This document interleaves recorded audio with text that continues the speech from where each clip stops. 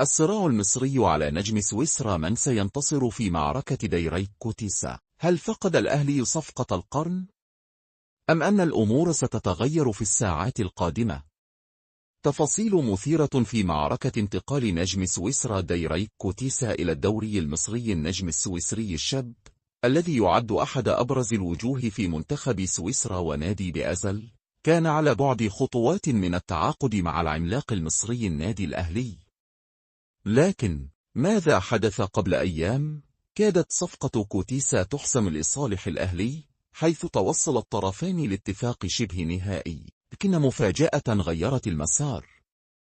فجأة دخل نادينا الزمالك وبيراميدز على خط المفاوضات، مما دفع كوتيسا للتريث وأوقف الرد على اتصالات مسؤولي الأهلي. أزمة تواصل كبيرة، ومسؤول الأهلي لم يعودوا يجدون ردا من اللاعب، فقرر النادي إرسال بعثة رسمية من الأهلي إلى سويسرا في خطوة لإقناع كوتيسا وتنفيذ الصفقة قبل فوات الأوان.